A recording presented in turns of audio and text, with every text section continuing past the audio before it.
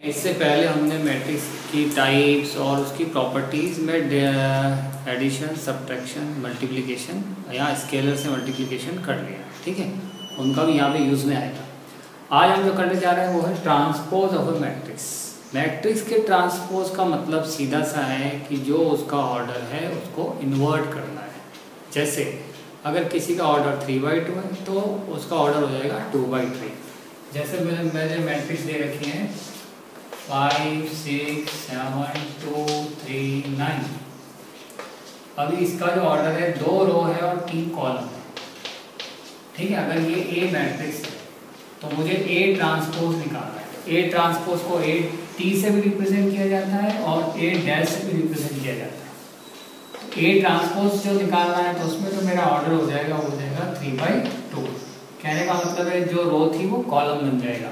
तो ये हो जाएगा 5, 6, 7, 2, 3, 9, ठीक है। तो ये ट्रांसपोज करने का बिल्कुल ये सिंपल सा मीनिंग है। अब सबसे पहले इस हिस्से में हम लेने जा रहे हैं प्रॉपर्टीज ऑफ ट्रांसपोज, ठीक है। तो आज हम सिर्फ ट्रांसपोज और उससे रिलेटेड क्वेश्चंस करेंगे, है ना। उसके बाद जो उसका दूसरा हिस्सा आएगा वो सिमेट्रिक और इसकी सिमेट्रिक भी आएगा, उसको भी डिस्कस करेंगे। लेकिन आज हम सिर्फ ट्रांसपोज करने जा रहे हैं। तो ट्रांसपोज में सबसे पहली प्रॉपर्टी जो है वो है, अगर मुझे 2 अलग अलग मैट्रिसेस दे दें और उसका ट्रांसपोज निकालना हो तो मैं उसका ट्रांसपोज निकाल के उसका एडिशन कर सकता हूँ। ऐसा करने से आंसर पे कोई फर्क नहीं पड़ता। सब्ट्रैक्शन होगा तो सब्ट्रैक्शन भी यही कर सकते हैं, लेकिन एडिशन और सब्ट्रैक्शन के लिए हमने पढ़ा था कि उनका ऑर्डर सेम होना चाहिए। तो ये सबसे पहले ध्यान रखना है। अगर ऑर्डर ही सेम नहीं है तो फिर ना तो वो जुड़ेगा ना उसका ट्रांसपोज होगा।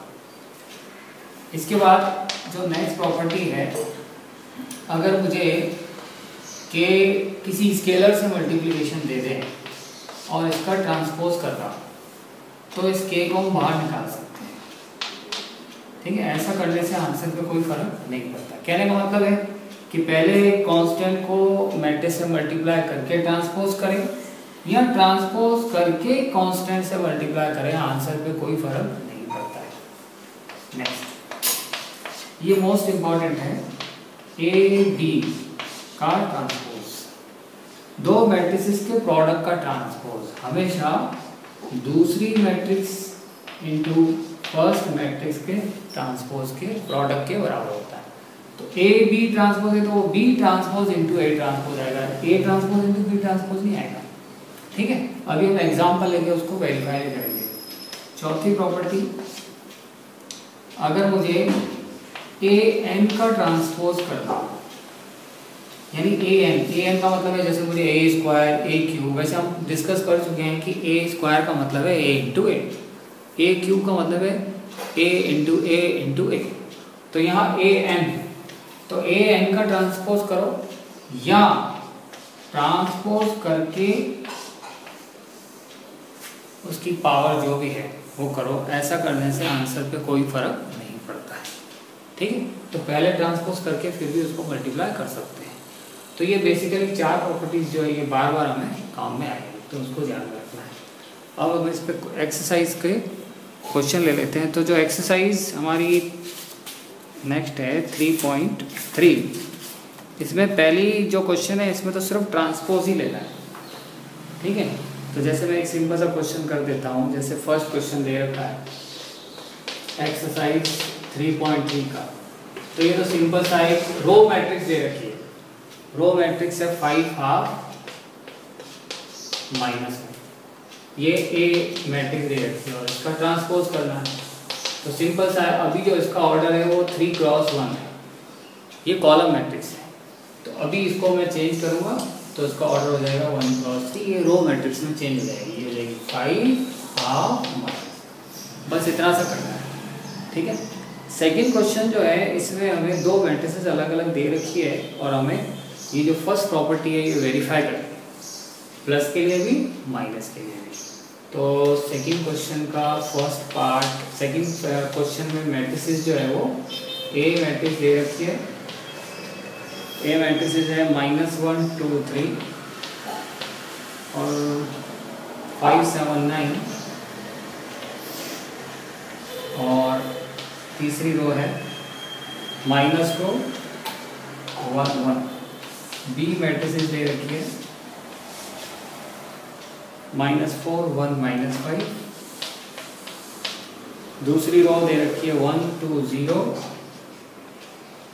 तीसरी रो दे रखी है 1 3 1। ठीक है, तो ये हमें प्रॉपर्टी नंबर 1 वेरीफाई करना है। तो सबसे पहले फर्स्ट पार्ट में हमें वेरीफाई करना है कि ए प्लस बी का ट्रांसपोज करें या ट्रांसपोज करके दोनों को जोड़ें, आंसर पे कोई फर्क नहीं पड़ता। ठीक है, तो सबसे पहले हम करते हैं यहाँ पर LHS दोनों को जोड़ दें। तो सबसे पहले a प्लस बी निकालते हैं। a प्लस बी दोनों ऑर्डर सेम है तो दोनों को जोड़ सकते हैं और एलिमेंट टू एलिमेंट जुड़ेगा तो -1 -4 बिकम्स -5। सेकेंड में हो गया 2 + 1 3 3 - 5 -2 5 1 6 7 2 9 9 0 9 -2 1 -1 4 और लास्ट में ये a प्लस बी है, इसका ट्रांसपोज कर देते हैं। ट्रांसपोज में क्या करेंगे, जो रो है वो कॉलम में चेंज हो जाएगी, जो कॉलम है वो रो में। तो -5 3 -2 6 9 9 -1 4 2। ये a प्लस बी ट्रांसपोज हुआ। अब a transpose plus b transpose करते हैं। तो ये रहा a, तो a ट्रांसपोज निकाल लेता हूँ, इसी के रो और कॉलम को इंटरचेंज कर देता हूँ। तो ये आया -1 2 3 5 7 9 -2 1 1। ठीक है, b ट्रांसपोज इसका ट्रांसपोज कर देते हैं -4 1 -5 1 2 0 1 3 1। अब दोनों का एडिशन कर देते हैं, a transpose plus b transpose. Element to element -1 -4 is -5 5 1 6 -2 this is -1 next 2 1 3 9 4 -2 9 और 2। तो ये हमारा सेम आ रहा है। ठीक है, तो हम कह सकते हैं कि a प्लस बी का जो ट्रांसपोज है वो a transpose plus b transpose. ठीक है, नेक्स्ट जो है हम क्वेश्चन लेने जा रहे हैं, ये 5th वाला पार्ट। इसमें हमें ये जो मल्टीप्लिकेशन वाली आइडेंटिटी थी इसको वेरीफाई करना है। ठीक है, a मैट्रिक्स एक कॉलम मैट्रिक्स दे रखी है, b एक रो मैट्रिक्स दे रखी है। तो सबसे पहले हम मल्टीप्लाई करके ट्रांसपोज निकालेंगे, फिर ट्रांसपोज करके b transpose into a transpose करेंगे। देखिए दोनों सेम आ रहा है क्या। तो सबसे पहले a into B, a matrix है 0 1 2, b मैट्रिक्स है 1 5 7।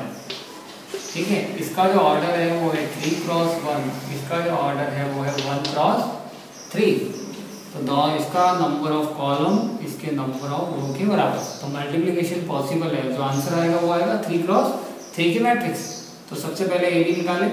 तो ए बी करेंगे तो ये रो कॉलम, तो 0 × 1 0 0 × 5 0 0 × 7 0। Next second row first column 1 × 1 1 5 7 2 × 1 2 2 × 5 10 2 × 7 40। ये हमारा ए बी निकल गया। अब हम निकालते हैं ए बी ट्रांसपोज। तो ए बी ट्रांसपोज करेंगे तो हमारा आंसर हो जाएगा 0 0 0 1 5 7 2 10 14। तो ये हमारी मैट्रिक्स ए बी ट्रांसपोज आ गई। अब हम क्या करते हैं, B transpose into A transpose करते हैं। तो B transpose into A transpose, question 6 बार फिर से लिखना पड़ेगा। B transpose into A transpose. तो बी का ट्रांसपोज करते हैं। तो बी अभी रो मैट्रिक्स है, इसका ट्रांसपोज करेंगे तो ये हो जाएगा 1 5 7। ए ट्रांसपोज करेंगे तो ये रो मैट्रिक्स में चेंज हो जाएगी 0 1 2। इसका जो ऑर्डर है वो भी है 3 रो और 1 मैट्रिक्स। ये 3 रो और 1 कॉलम, और इसमें 1 रो और 3 कॉलम। ठीक है, तो इसमें वही कंडीशन आ रहा है, इसका number of column number of row के बराबर है।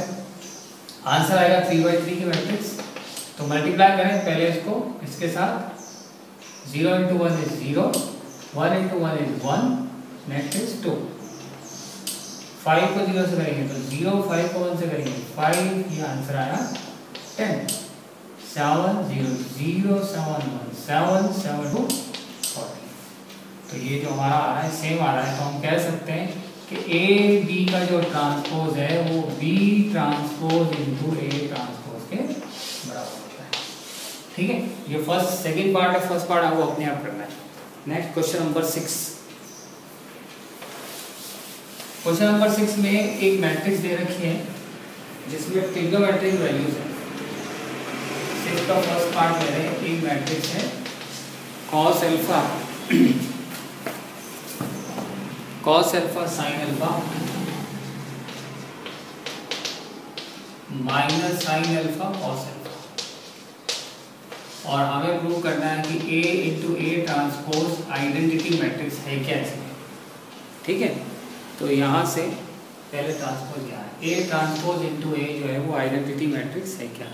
तो हम सबसे पहले ये A दे रखा है, इसका ट्रांसपोज निकाल लेते हैं। तो इसका ट्रांसपोज करेंगे तो आएगा cos alpha sin alpha minus sin alpha cos alpha.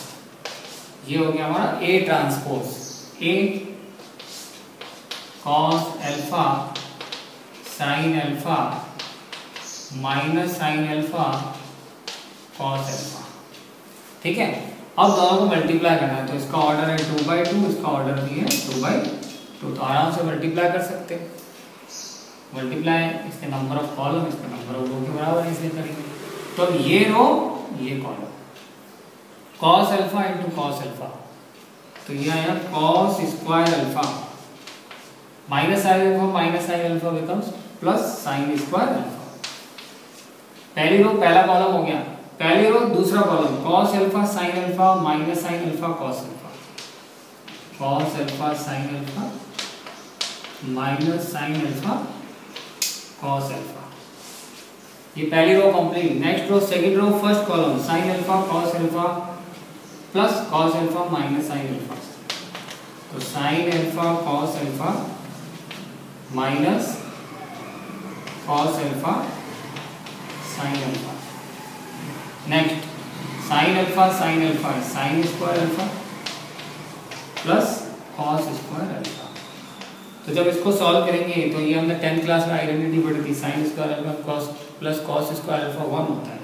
तो ये 1 हुआ, ये कट गया तो 0, ये कट गया तो 0, ये आया 1। तो ये हमारी आइडेंटिटी मैट्रिक्स है। ठीक है, तो इससे ये प्रूव होता है कि A ट्रांसपोज इनटू A इस मैट्रिक्स के लिए आई है। इसी तरीके से सेकेंड पार्ट आपको अपने आप करना है। तो ट्रांसपोज ऑफ मैट्रिसेस का ही एक हिस्सा है सिमेट्रिक एंड स्क्यू सिमेट्रिक, इसका भी रिलेशन ट्रांसपोज मैट्रिक्स से ही है। अब अगर कोई ऐसी मैट्रिक्स हो जिसमें मैट्रिक्स और उसका ट्रांसपोज दोनों सेम हो जाए, है ना, मैट्रिक्स और उसका ट्रांसपोज सेम हो जाए। जैसे मैंने एग्जांपल लिया 1 2 3 4 5 6 4 5 6। ठीक है, अब यहाँ पे क्या हो रहा है, ये जो मेरा एलिमेंट है A11, A11 अगर मैं इसका ट्रांसपोज कर लूँ, ये मेरी मैट्रिक्स है और मैंने इसका ट्रांसपोज किया, तो ट्रांसपोज करेंगे तो क्या होगा 1 4 5, ये वाली रो कॉलम बन जाएगी और ये वाली रो सेकंड वाला कॉलम बन जाएगी और ये वाली रो थर्ड वाला कॉलम बन जाएगी। ठीक है, तो देखो ये मैट्रिक्स और उसका ट्रांसपोज दोनों सेम है। तो जब भी मैट्रिक्स और उसका ट्रांसपोज दोनों सेम होता है, ऐसी मैट्रिसेस को सिमेट्रिक मैट्रिक्स बोलते हैं। ठीक है, अगर इसको और आगे बढ़े तो हम ये कह सकते हैं कि ये जो पॉइंट, ये जो एलिमेंट है A12, ये A21 हो गया, यानी A12 और A21 दोनों सेम है, A13 और A31 दोनों सेम है।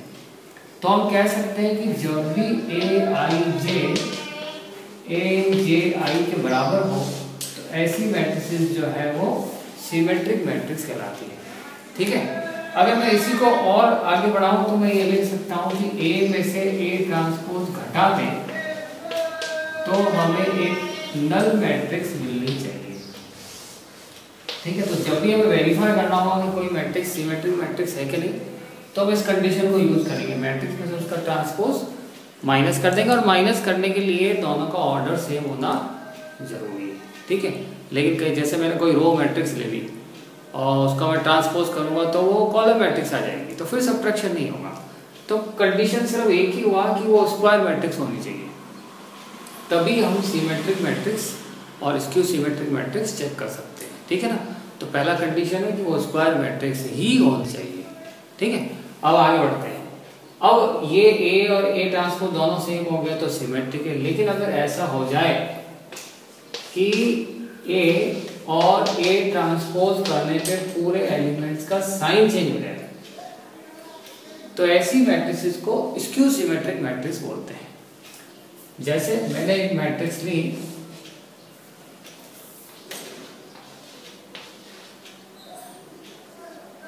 Three four five -3 -4 -5। ठीक है, ये मैंने एक मैट्रिक्स ली।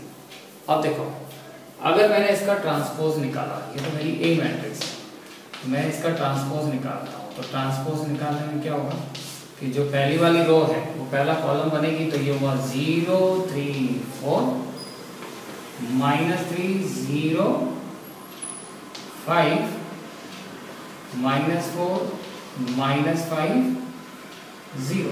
अब कंपेयर करें, देखो अगर इन दोनों को कंपेयर करें तो इसमें से जो जो एलिमेंट यहाँ था उसका साइन चेंज हो गया, या यूँ कहें कि हमने सब में से माइनस कॉमन निकाल देता हूँ, क्योंकि हमने जो स्केलर मल्टीप्लिकेशन पढ़ा था उसमें पढ़ा था कि अगर सिंगल नंबर से मल्टीप्लाई करते हैं, कांस्टेंट से मल्टीप्लाई करते हैं, तो सारे एलिमेंट मल्टीप्लाई हो जाते हैं।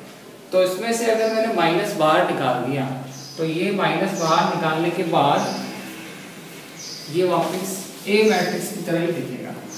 इसका जो नेक्स्ट है तो ए ट्रांसपोज में से मैंने ये -1 बाहर निकाल दिया, तो ये हो जाएगा 0 3 4 -3 0 5 -4 -5 0, है ना। तो ये पूरी ए मैट्रिक्स ही था जो हमने स्टार्टिंग में ली थी। तो देखा जाए तो ए ट्रांसपोज, या यूँ कहूँ कि जो ए ट्रांसपोज का माइनस है वो ए के बराबर है। ठीक है, तो पूरे का ट्रांसपोज का साइन चेंज हो गया, तो इस तरीके की मैट्रिक्स को स्क्यू सिमेट्रिक मैट्रिक्स बोलते हैं। ठीक है, अब इसमें एक चीज और, अब हम इस कंडीशन को अगर देखें तो ए जे आई जे के बराबर तो हुआ है, लेकिन साइन चेंज हुआ है, तो हम कह सकते हैं कि ए आई जे जो है वो माइनस ऑफ ए जे आई के बराबर है। ठीक है, और मोस्ट इंपॉर्टेंट इसमें आपने देखा कि जो डायगोनल एलिमेंट्स है ये 0, अब ये 0 क्यों हो गए, क्योंकि 0 के अलावा कुछ हो ही नहीं सकते। फॉर एग्जांपल ये पोजीशन क्या है, A1, तो अगर मैं इस डेफिनेशन को यूज करूंगा तो A11 is equal to -A11 आएगा। इसको मैं इधर ले गया तो twice of A11 equal to 0। तो देखा जाए तो A11 0, कोई भी एलिमेंट खुद का नेगेटिव हो सकता है क्या इस पॉइंट पे, कोई भी एलिमेंट खुद का नेगेटिव तो हो नहीं सकता, तो सिर्फ 0 ही हो सकता है।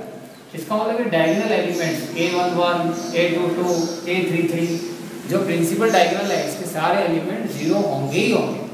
ठीक है ना, तो ये इसमें नेसेसरी कंडीशन है कि अब अगर मैं इसकी डेफिनेशन कहूँगा तो A I J equal to minus A J I आएगा। इसके साथ में मुझे ये भी लिखना पड़ेगा if I is not equal to, if I is equal to J, this is only for if I is not equal to J. If I is equal to J then the answer will be 0। और ये जो condition है वो I is not equal to J के लिए।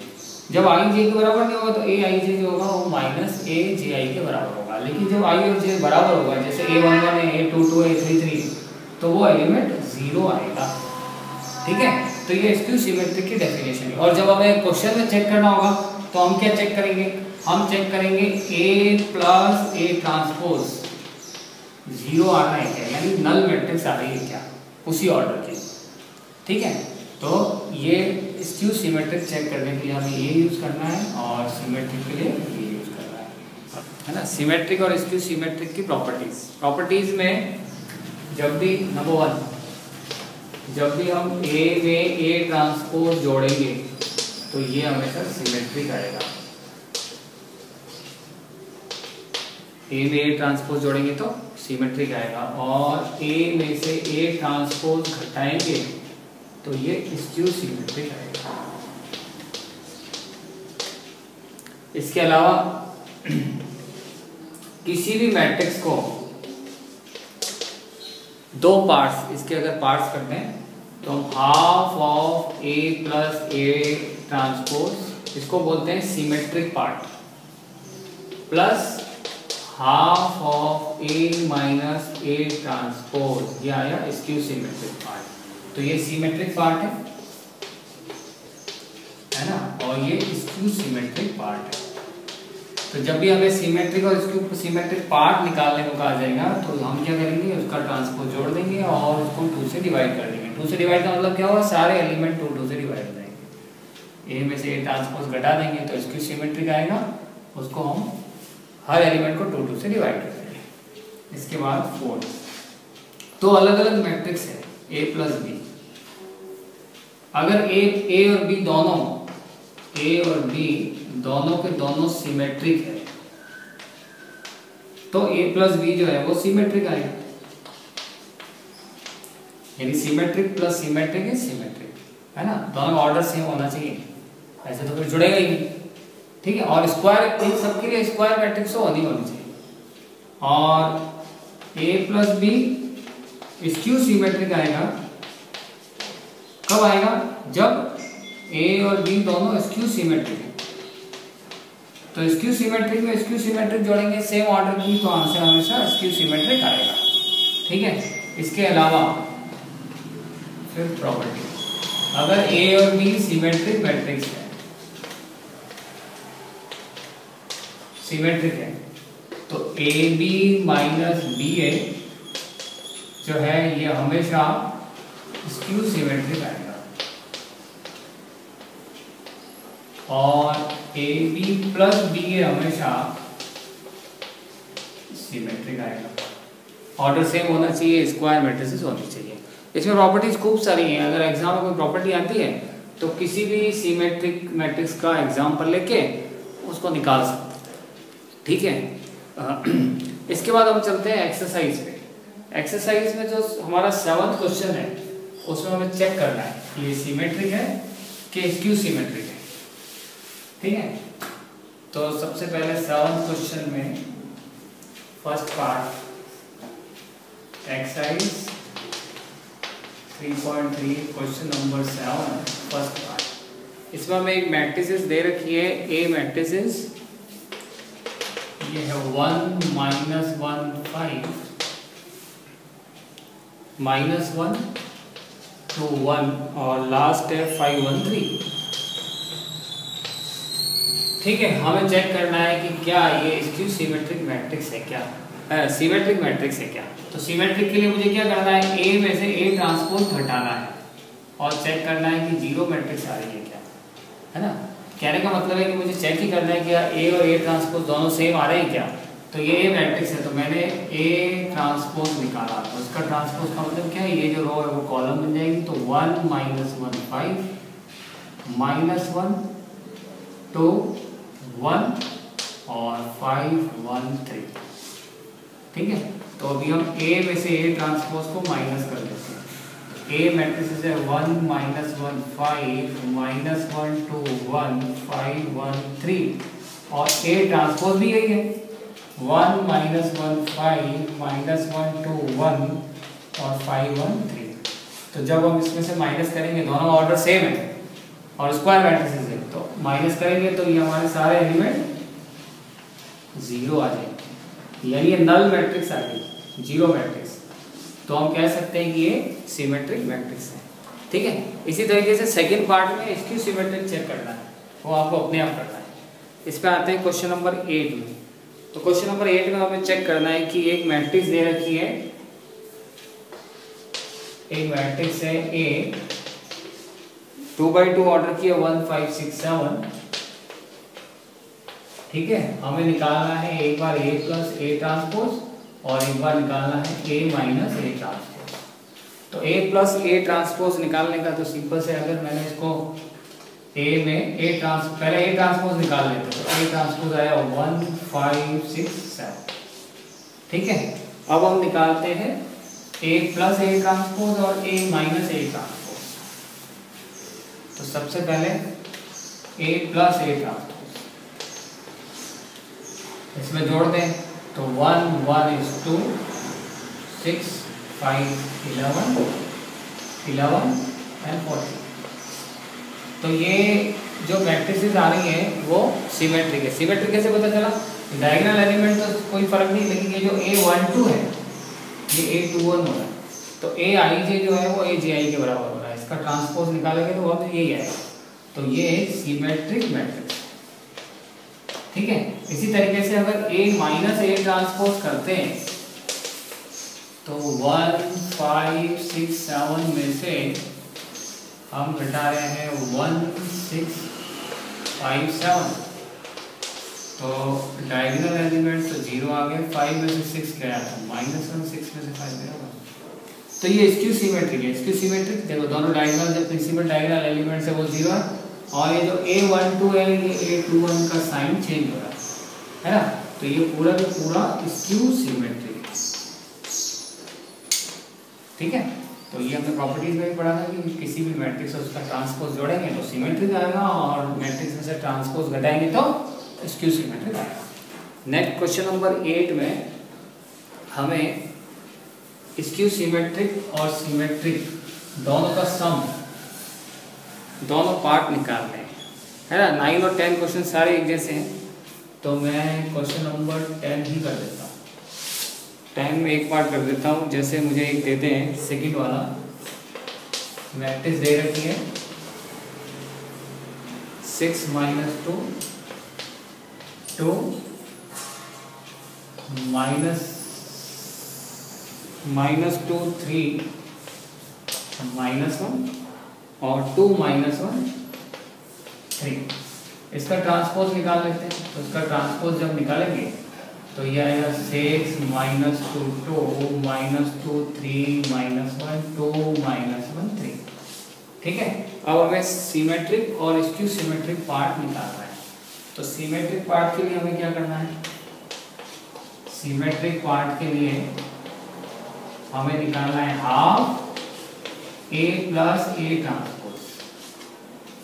ठीक है, तो A प्लस A ट्रांसपोज इन दोनों को जोड़ते हैं, तो A प्लस A ट्रांसपोज इन दोनों को जोड़ दिया तो आंसर आया 12 -4 4 -4 6 -1 -2 4 -2 6। ठीक है, अब इसका symmetric part half of A plus A transpose, तो ये हुआ, सबको 2 2 से डिवाइड कर दें, 6 -2 2 -2 3 -1 2 -1 3। तो ये हो गया इसका सिमेट्रिक पार्ट। अब निकालते हैं A माइनस A ट्रांसपोज, तो A में से A ट्रांसपोज घटा दें, तो A में से A ट्रांसपोज घटा देंगे तो ये हुआ 0 0 0 0 0 0 this this this this this this। तो ये पहले से ही सिमेट्रिक मैट्रिक्स है, तो ये तो सारे 0 ही आ रहे हैं, है ना। और इसको हाफ से डिवाइड करेंगे तो भी यही आएगा, तो ये इसका स्क्यू सिमेट्रिक पार्ट है।